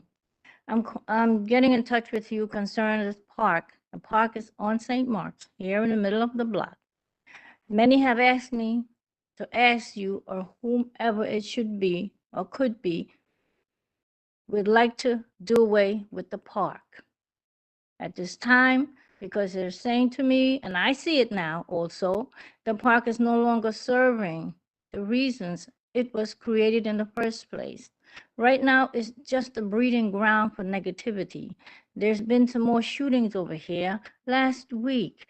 It's just too much. And we no longer can say anything to anybody. People are so angry now that you can't say anything. So to avoid any more problems for the summer that's coming, it's best that we just take it down and open up the streets. People would have more parking and we could see clear up the block, down the block. All vehicles can go through, emergency vehicles can go through once again. The sanitation truck can go through once again. It's just too much right now. Without me saying a whole lot more in an open meeting, this is what's going on. We need to give these people an answer. Thank you for your comment and concern. Yes, Madam Chair, we have another hand, Robert Puka. Puka? Yes, I just have, I also want to bring up the, what Gib brought up, the recent councilperson Hudson's statements. I'm not criticizing councilperson Hudson at all. I am actually I'm actually, I actually think she did a great job getting 35% affordable housing. But we all have to understand that to get that 35%, we accepted more bulk and more density than we have in our own M-Crown guideline. So it's a good thing on one hand, but it's a bad thing on the other hand, as far as I'm personally concerned, with, increasing density. And I really wish, it's my hope one day that we can stop calling it affordable housing, because I think it should be called income-linked housing, because that's what it is. It's housing based upon your income, because what certain people consider affordable is not really affordable to a lot of people. A lot of politicians, a lot of people, you always use the word, oh, I'm in favor of affordable housing. I'm in favor of affordable housing. Everyone should be in favor of income-linked housing. And at the lowest possible incomes, we should be fighting for more housing. But again, Crystal Hudson, she did a great job. Which also goes back, proves one of my points. And our past council member, Ms. Cumbo, it just shows how much more she could have gotten done and how much more she could have asked of developers. And I just hope that what Crystal did gets followed by, if the developers agree to 35% income-linked housing, then I think we should be asking for 40%, because if they were so willing to do 35% and donate $200,000 to the community, it just shows that they're still going to make a lot of money. Thank you for listening to my comments. Appreciate it. Thank you. Any other comments to be made? Ms. Madam Muhammad? Chair, Tamika Gibbs. Hello, Ms. Gibbs. Good evening, everybody, again. I just have a few questions. Don't mind my dog in the background. Mr. Witherwax, can you please repeat the date for the DOT meeting? I think you said it was coming up. I know it wasn't on your regular meeting date. No, it is. It's the fourth Tuesday. If I got the date wrong, I'm sorry, but let me look at my calendar. Fourth Tuesday of May?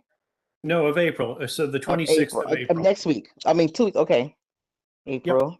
Yep. Okay. About 10 days from tonight. Yep. I remember the last round of city bike situations that we had in the community, and that was a very good meeting. And the Eastern Parkway is a mess. I can see why people have plenty of accidents, because if you walk or drive down there, every couple of weeks is a new traffic pattern, and the rest of the community isn't made aware of the traffic pattern. Also, I forgot to announce that at our health committee meeting last month, we had many students from Monroe College from the health community class, and their assignment for the school with their community health program is to start attending community board meetings and different committees on their boards. So please look out for our new civic-minded students as they matriculate through their higher education. They brought a lot of ideas to our discussion about sickle cell and how sickle cell is actually treated throughout the world. So just wanted to say thank you to all the students who attended from Monroe College last month. And I think that was all of my questions I had. Thank you. Madam Chair, we have Mark Thurton. Mr. Thurton? Tamika, that's a beautiful thing with the kids participating. Hopefully we'll bring it down even to a lower level of middle school and high school. Ma'am, in reference to the St. Mark's Park, that is on the radar of the 77th precinct. Hopefully that area could be cleared up and comfortable for everyone to be used. They took a lot of effort to get that park in there. Hopefully it can be corrected so that you can enjoy the park. Our meeting will be on the 25th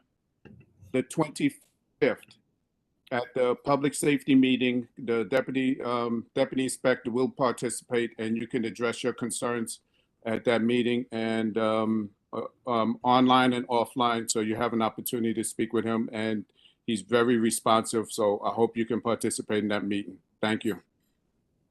Madam Chair, we Thank have you. Desmond Atkins. Mr. Atkins? I'm just like to also comment on for Miss Helen King Denham, and also to add on to what Mark Thurton was just saying about the super block between Sterling, St. Mark's between Kingston and Albany Avenues. Shortly after that block was created, that block, as Ms. Denham has said, has become an increasing festering location. And I know that it's going back 2 commanding officers at least. It was discussed that they were unable to police the block properly because they cannot drive through the block. There have been, when we cite park areas, that park is listed, but I don't know how much park activity actually takes place in the park area. I know that there have been complaints of spillage of drug activity from the NYCHA Albany houses through that block. And there were incidents of, it was one that was made kind of notorious where residents threw a bicycle out of one of the buildings down on police coming to stop crime. But that happened several years ago. But there have been other people who've lived in the community in that block who said that personally that they were unable to speak about the crime because they had been personally told that any comments that were made would be met with violence. That's not singular within this district. The district attorney's office is aware of other blocks where the same kind of threats emanate from. So I would be very interested to know in a holistic fashion what can be done to help the residents of that block and the surrounding area.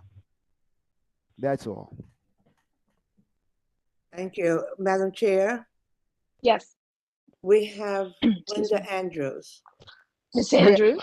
Yes, I just wanted to let Miss Helen know that it was on our radar from the Parks Committee.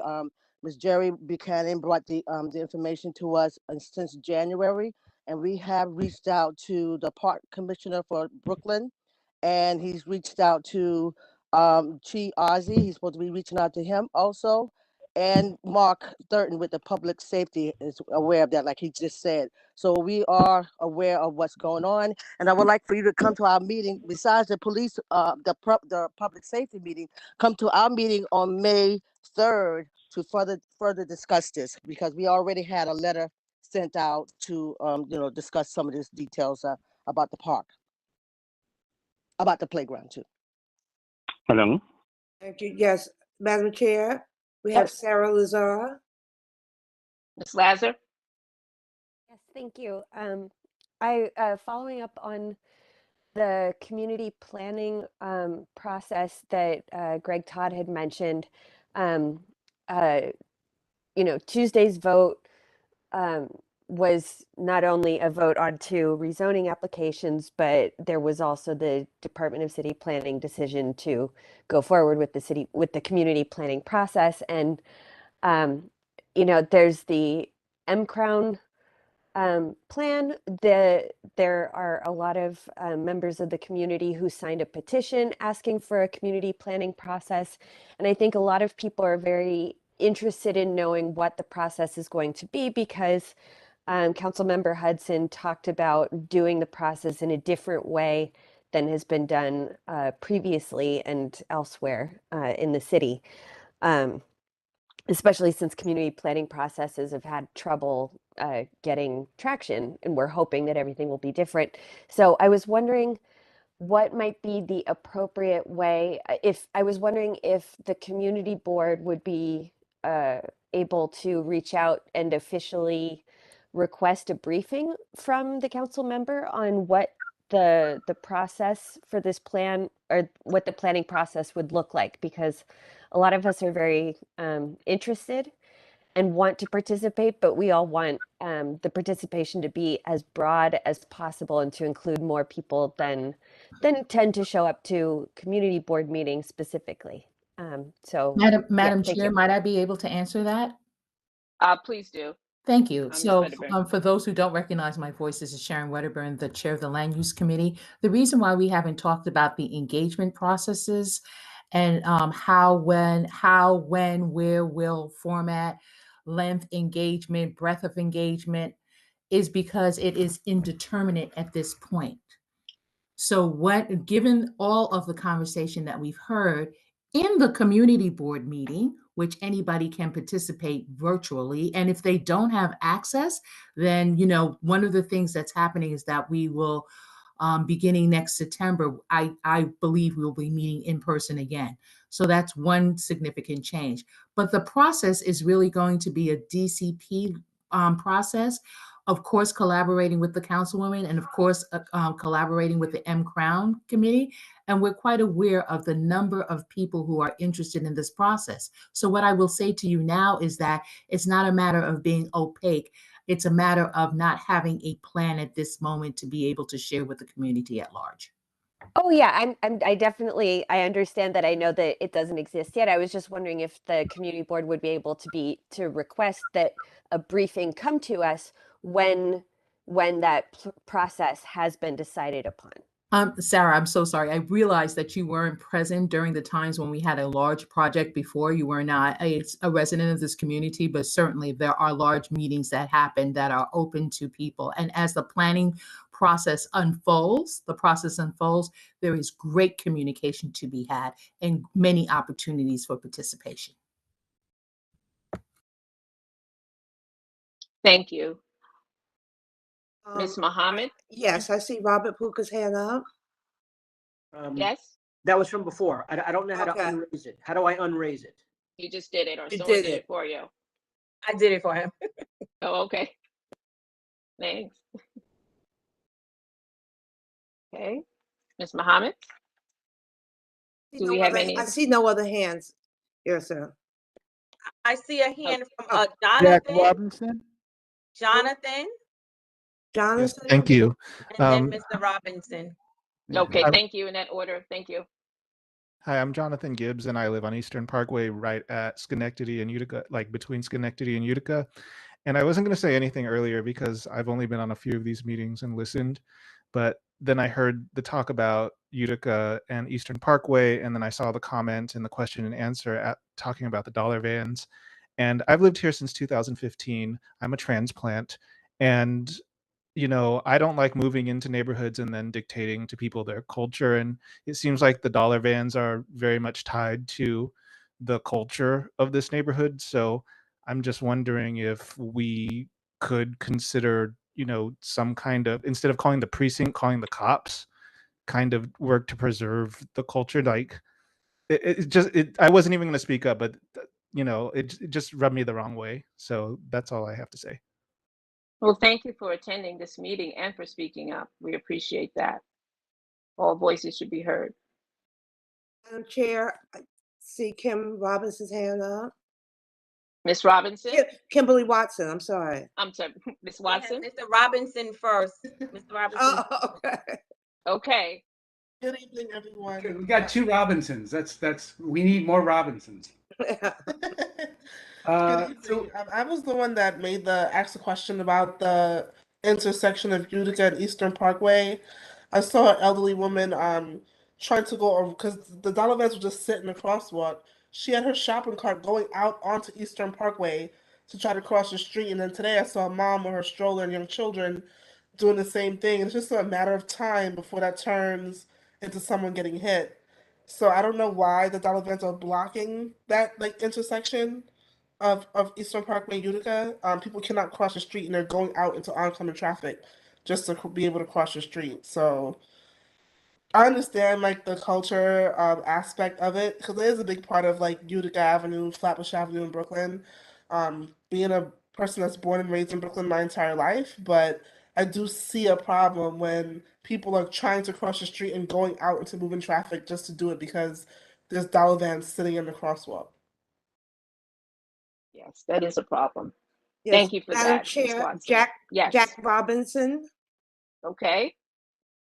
Hey, first, I just wanted to say, like, Sarah Lazar is like one of the most dedicated people that I know about this.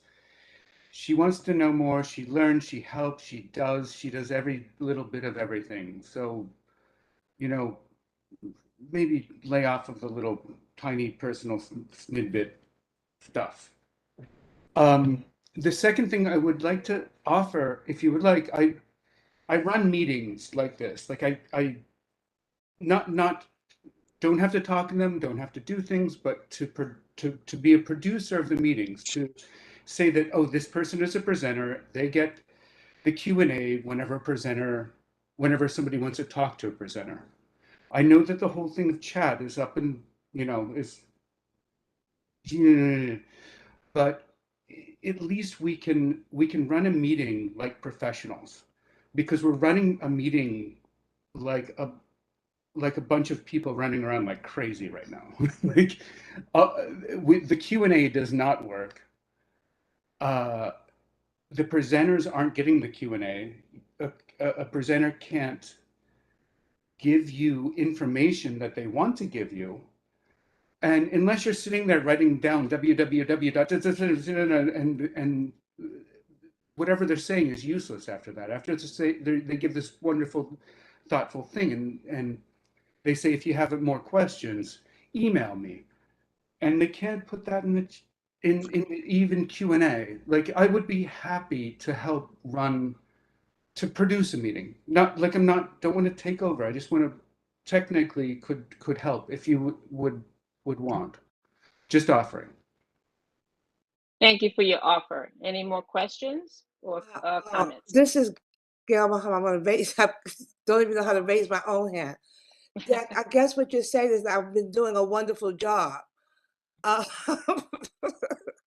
So I'm going to take that was a compliment. So thank you very much. Thank you. Any other questions? Sorry, Gail. I did not mean that as an attack. I just meant that it could be an improvement. Tony Herbert has his hand up. Yeah, I wanted to speak with regards to the fiasco on Utica and Eastern Parkway. There is a meeting about to be held because that congestion does create an atmosphere for folks to get hurt. These drivers are driving without licenses, and that's been a case for a long time. Some folks have come to their rescue, but at the end of the day, some people have actually potentially almost been hit. We've had an accident up there where a woman lost her life. So that is not cultural for Brooklyn.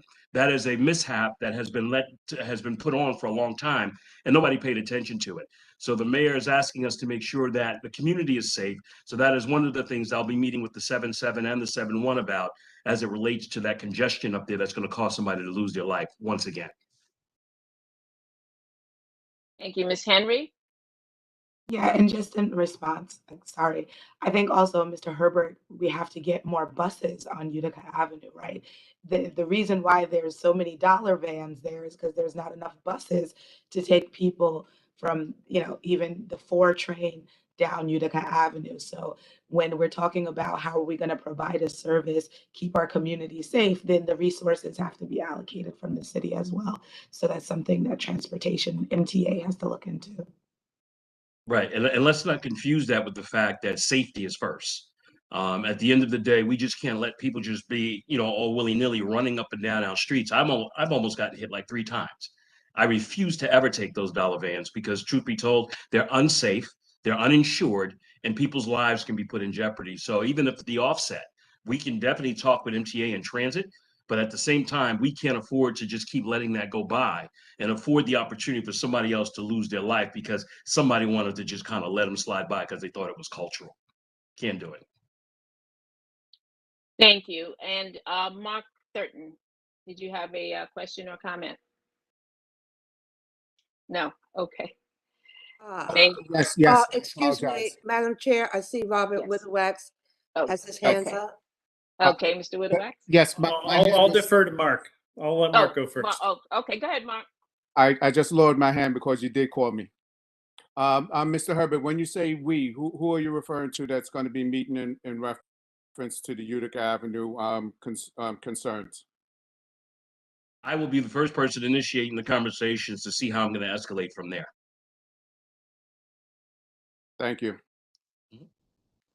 Just Mr. to cap off the conversation, thank you, Mr. Herbert. Thank you, Ms. Watson. And thank you to the gentleman who started this off, whose name I missed, the new transplant to Schenectady, who was trepidatious about calling out another culture. I mean, great respect to all that. But I'll second what Mr. Herbert said. Safety trumps all, right? And the police have a role to play in traffic safety enforcement, and they don't play it very well. Let's all be frank about that. So there's a lot of buses on Utica, and they don't move very fast because there's a lot of other things in their way. And the NYPD does have a role to play to help move traffic and transit along. And that's the lifeblood of our community. So yeah, I appreciate the concern about engaging with law enforcement on issues that may not need law enforcement, but until the mayor in his infinite wisdom makes a decision that some other agency should be involved in traffic enforcement, which is a conversation we can have, it's in the NYPD's hands. Mr. Herbert, is your hand raised again, or is that? Great. You'll take it down. Thank you. Thank you. Okay, I'm not seeing any more comments or questions. I just want to let everyone know that CB8 is now on Facebook, Instagram, and Twitter. So that's great. I want to wish everyone happy Good Friday, Passover, Easter, and Resurrection Sunday. Be well, and we will conclude this meeting and see you in May. Thank you so much. Good night. Good night. Good evening. Good night, everyone. Good night.